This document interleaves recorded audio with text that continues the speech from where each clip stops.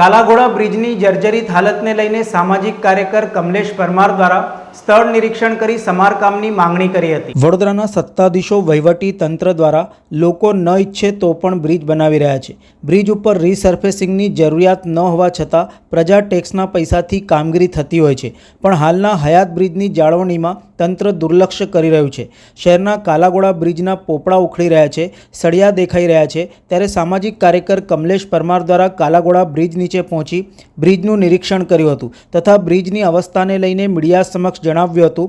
બ્રિજના સમારકામની માંગ કરી જાળી લગાવાય તેવી પણ માંગણી તેઓ દ્વારા કરાઈ હતી। આજરોજ ગુજરાત રાજ્યના ગૃહમંત્રી સાહેબ હર્ષભાઈ સંઘવી જ્યારે વિશ્વામિત્રી પ્રોજેક્ટનું નિરીક્ષણ કરવા માટે આવ્યા હોય ત્યારે ખાસ કરીને જે આ પ્રોજેક્ટનું નિરીક્ષણ કરવા કરતાં તો જે વડોદરા શહેરમાં આવેલ જે કાલાઘોડા બ્રિજ એ ઐતિહાસિક બ્રિજ છે। આની જે દિવાળો છે, રેલિંગ છે, આ ખસ્તા હાલતમાં જોવા મળી રહી છે, સાથે સાથે અહીંયા આગળ સળિયા જોવા મળે છે। એટલે ખાસ કરીને હું આપના ન્યૂઝના માધ્યમથી હું અપીલ કરું છું કે વડોદરા મહાનગરપાલિકા દ્વારા જે કહેવાય છે કે જે બ્રિજો પર કામગીરી નથી કરવાની ત્યાં આગળ રીસર્ફેસિંગ કરી અને જે કહેવાય છે કે ખોટા ખર્ચ કરી રહ્યા છે, ત્યારે હું આપના ન્યૂઝના માધ્યમથી અપીલ કરું છું કે આ જે બ્રિજ છે આ ઐતિહાસિક બ્રિજ છે। જે તે સમય પર વિશ્વામિત્રી નદીમાં પૂરની સપાટીમાં જ્યારે વધારો થતો હોય ત્યારે હજારો લોકો અહીંયા આગળ જોવા ઉમટી પડતા હોય છે। સાથે સાથે આ બ્રિજ પરથી હજારોની સંખ્યામાં લોકોની અવર જવર થતી હોય છે, ત્યારે આ બ્રિજની જે મરામત કરવાની જરૂર છે। જે તે સમય પર ભારત દેશના વડાપ્રધાન સાહેબ જે નરેન્દ્ર મોદી સાહેબ આ રોડ પરથી પસાર થવાના હતા, આ રૂટ પરથી પસાર થવાના હતા, ત્યારે મેકઅપ પાવડર, લાલી લિપસ્ટિક લગાવીને સજ્જ કરવામાં આવ્યો હતો,